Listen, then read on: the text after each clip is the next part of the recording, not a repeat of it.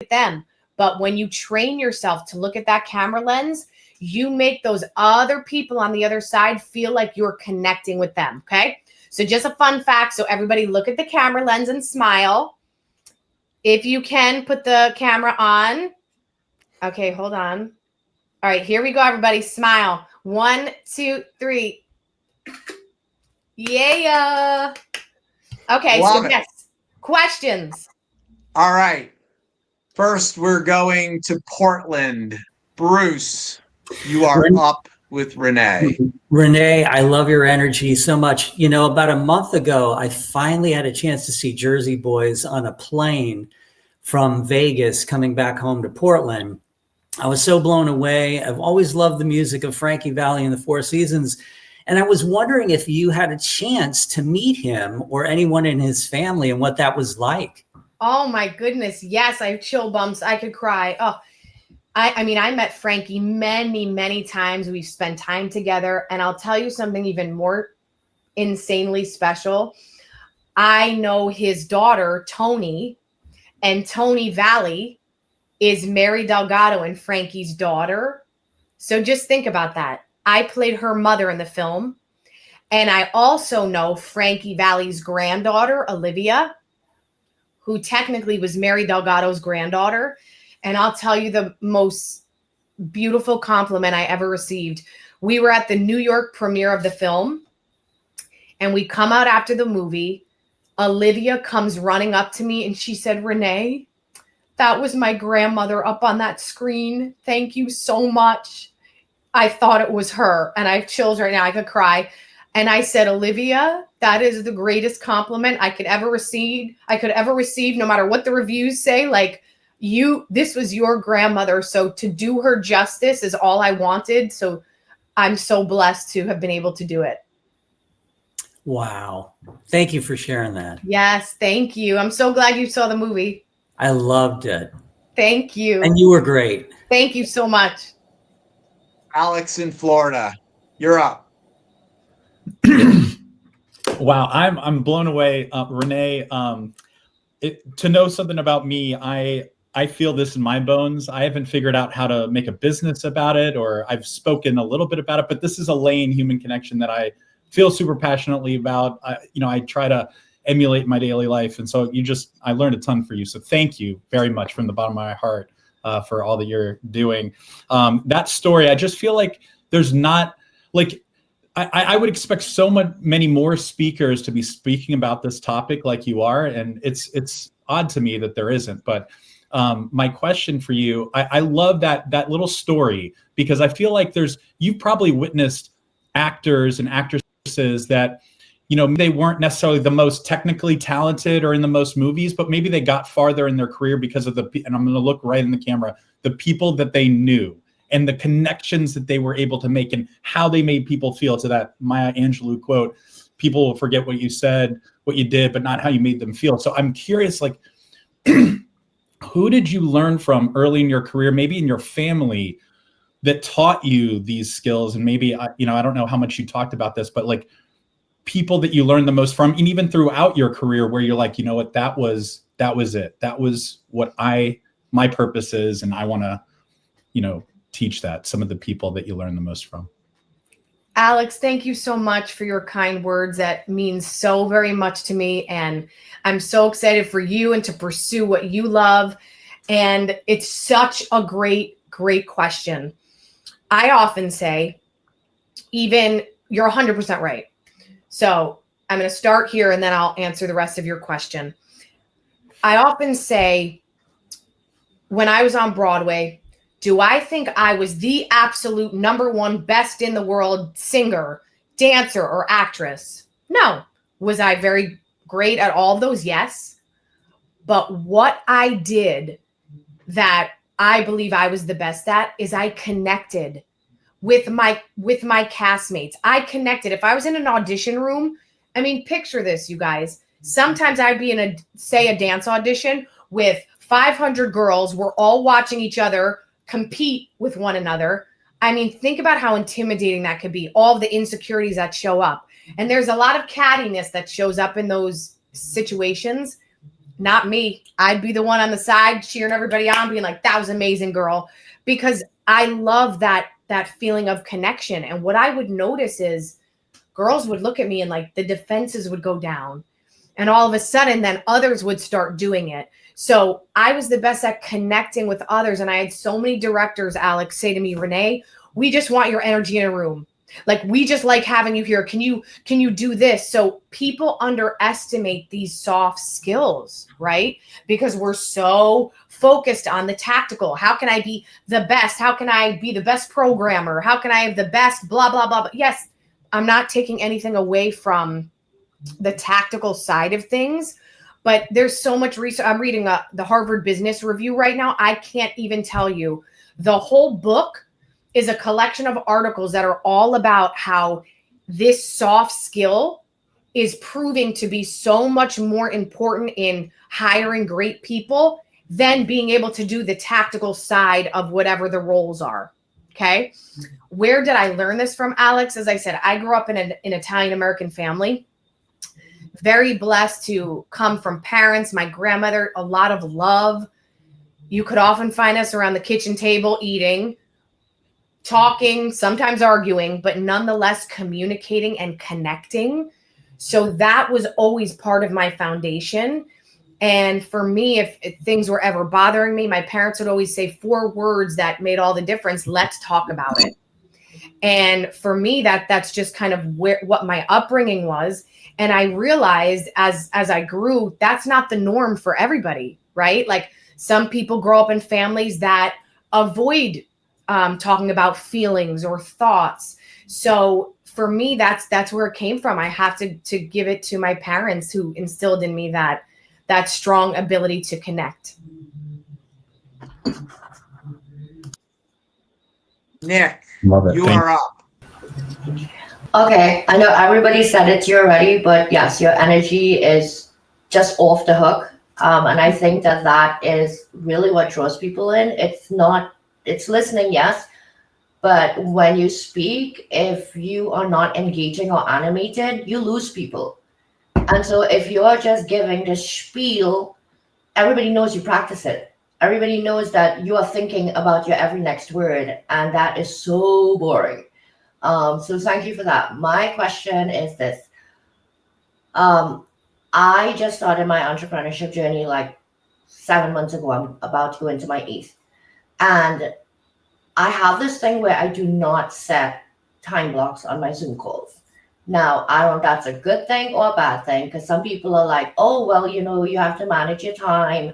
They don't generally run over an hour and a half, and I don't usually have more than 2 or 3 a week. Outside of like leads, that is, or like, somebody that reached out to me to work with me. But I just don't believe in looking at the clock and going, yeah, I got another meeting in like 5 minutes. I got to go right now. And people block off like a 15-minute coffee chat. Like, what are you going to know about a person in 15 minutes?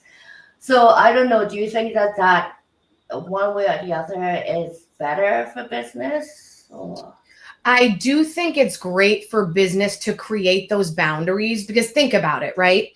And let me just ask you this first. Are these Zoom calls that you're speaking of, is this just for fun or just to kind of get to know someone? Or are they Zoom calls where you have a specific goal in mind? You're working with clients? Like, which is it?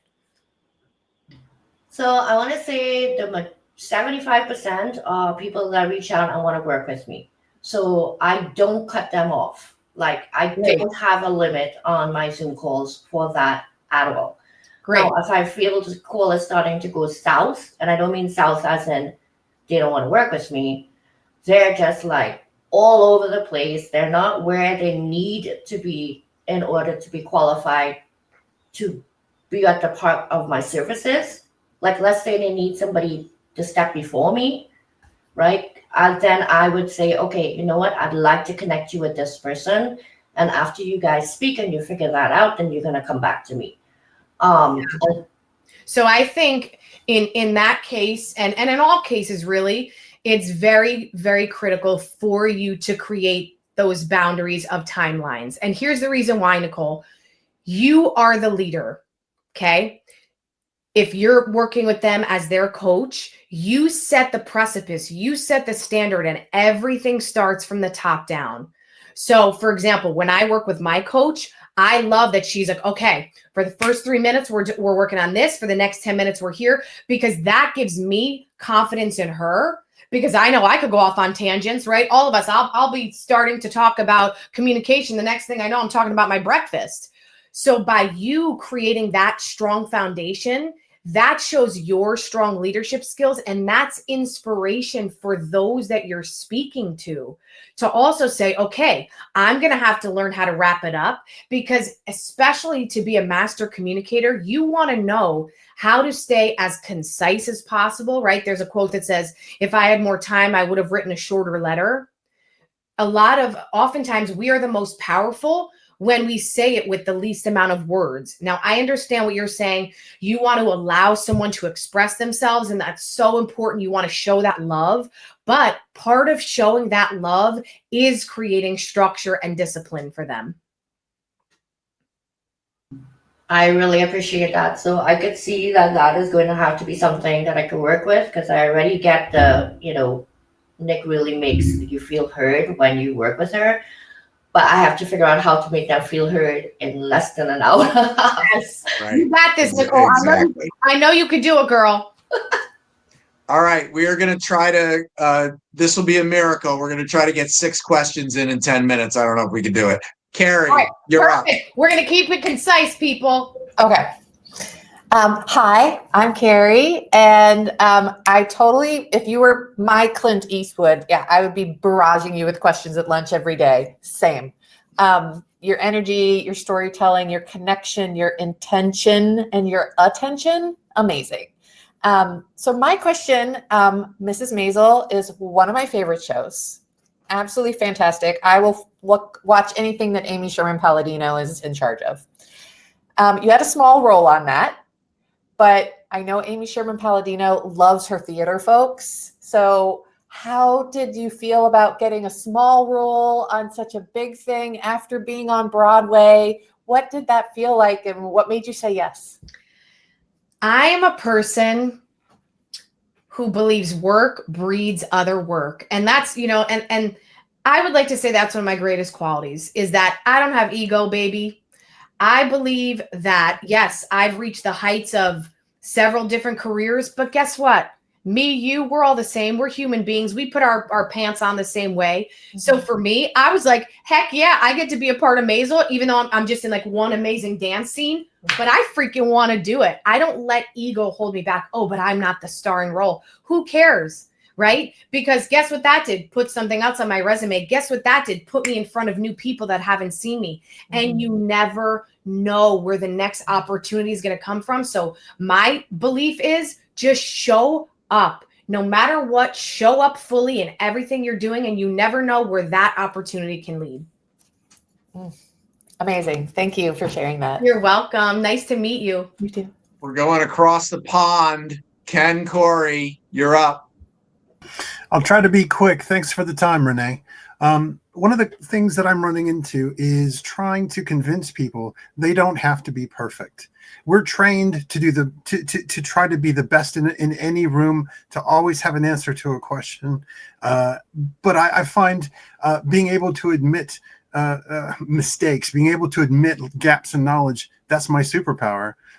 How do you convince people to accept that as part of the what did you call it? Own who you are. Yes, great question, Ken.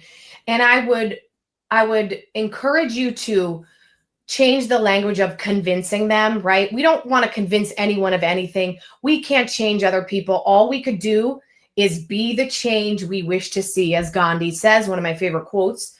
And what I always love to do is hold up a mirror, right? And give them examples of people that they admire, and think about if you've ever seen that person make a mistake or flub their words or get on social media and talk about something that's really vulnerable. I can almost guarantee that they'll say, oh, I loved learning about that. Like, it made me feel like I'm not alone. Remember this, 4 of the most powerful words the human spirit can hear and understand is you are not alone. And when we start to share those imperfections, that's what allows others to know that, right? If I share with you guys right now, you know what? There are sometimes I experience extreme anxiety. And it's so freaking uncomfortable and it makes me feel so inadequate. That's truth, right? And maybe by me sharing that with you, maybe 1 or 2 of you or 10 of you will raise your hands and be like, oh my God, I feel the same way. I would never think you felt that, Renee, because look, you've done all these amazing things. Well, guess what? I'm human. High five. And I would assume, I would hallucinate that makes you feel like you have permission to accept your vulnerabilities as well. So offer that to them and just say, hey, how great is it when you see people that you admire admit to some of their flaws, some of their fears, some of their vulnerabilities? Brilliant. Thank you, Renee. Ivor, you're up. Renee, thank you very much. Love your passion. I listened to the recent interview where you were with David Meltzer and interviewing people, and so I wanted, it's kind of a 2-part question is, what's it like interacting with David Meltzer, and how did you come about doing that? And then I also know in your book, you talk a lot about the balance between personal relationship and technology and how we use technology. And more and more, the technology, social media is like a digital resume. And how do you balance, and how do you use most effectively social media to make connections, knowing that, and I know David Meltzer also feels very strongly about personal connections and events versus also using technology. But so how do you balance those two and use social media to your advantage? Number 1, David and I met. We both are speakers on the Aspire tour, which has been a blessing. So he's a dear friend of mine now. So that's how we got connected. And again, I just show up and I hone that connection with him. And this is why everybody needs to get my book, Becoming a Master Communicator. You can get it on Amazon, because that's what the book is all about. How to balance the worlds of new school technology with old school simplicity, and using social media as a tool, but not the tool, right? So using social media to show, I love showing behind the scenes. Today I'm doing this. I was rehearsing. I have a concert coming up where I'm singing. I was singing the other day, just letting them into my life a bit. And then that's where I connect with people, other speakers, right? Using DMs. But then it doesn't end there. That drives us to have more of a personal connection, which is Zoom, or to sit down face to face. So use that as the jumping off point, but then you always want to close it down with more personal connection. Thank you. Appreciate it. Awesome. All right, Mark Jarrow. Hey, Renee. Thanks for joining us here. Appreciate this. And I saw you originally on Success Unleashed with Christy Cool earlier this year. And that started my journey with you and now here. But I see, you pivot a lot. And from what you originally started at to where you are now, what started or what got you to say, I can do that, and I'm not a traditional Broadway actress or other? Because I believe the purpose of our lives is to use all of our God-given gifts. And to me, I feel like I don't want to leave this earth without knowing that I used every single skill God instilled in me. So like I said, in 2019, when the Broadway show closed, I just had this gut instinct that was like, it's time to hone in on those other gifts of writing, of speaking. And that's really where it all starts from, Mark. And I just do it imperfectly. Like I said, like I want to be able to utilize every skill I have. So I just jump in, messy, imperfectly, and I just take it from there. Great. Lindsay Dowd. Renee, this was so fantastic. Thank you so much. My niece is like an aspiring Broadway actress living on the Upper East Side teaching Pilates. You know the drill. So my heart is like so pumped for you and all you've accomplished.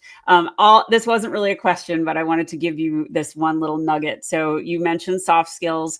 I don't call them soft skills. I call them power skills because they are far too important to be anything soft. So Amen. take that out into the world because you're doing it so well, and you're my favorite kind of leader. Thank lifting you, other people up. Lindsay. Oh, I love you guys. Guys, I love you so much. Make sure you all follow me on Instagram. Send me DMs. Like, I could feel the love in this group. I just want to say, go to I am Renee Marino and just send me a DM. Let me know you were on this call today. Like, seriously, you are filling my heart. Okay, do we have one more question? We have a cleanup hitter, which is Jim Perona, our keynote concert guy.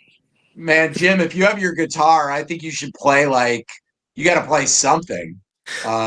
Anyway, Jim, you're up. I totally would, but I don't want to wake baby up right now. Oh, he's got his daughter. Yeah. What's up? But thank you. Renee, thank you so much. And I would love to know, what is something you've learned about creating emotional impact in a keynote that's different from the Broadway stage? The more you share your personal story, the more you connect. Where Broadway is all about playing a character, right? Using other words, but the more, I had chills. The more you can be vulnerable and share those parts of yourself with that audience, the more you connect. So beautiful. good. Thank you so much. So good. You're welcome. You guys definitely need to connect offline. Renee, when you hear Jim's story, you will be blown away. I can't wait. And he's doing some cool stuff. Renee, I cannot thank you enough. This hour absolutely flew by. So much great tactical, practical information, wonderful stories. Guys, buy the book, and don't just buy the book, read the book and leave a review on Amazon because it means so much. And continue to watch what Renee's doing, because what I love about people like Renee is it's hard to predict. Like, I don't know what she's going to do next. And that's kind of cool. I think when she was on Broadway, I don't know that film was really, something that she was thinking about, but, she just kind of lives into these answers and figures stuff out as she goes, which is super cool to see. So, Renee, thank you so much for joining us today in the Outlier Project. This was a total blast. Thank you. It's truly, everyone. Thank you for giving me your heart today. I felt the love. And Scott, you got to tell me when the ice skating thing's happening. I need to come. Wait, everybody smile one more time, because this time everyone's camera's on. Smile. 1, 2, 3. And I have to run, you guys, because I'm hosting Unleash the Power Within, Tony Robbins' event in California. So I have a meeting right now. But thank you. Love you all. And I look forward to seeing you again.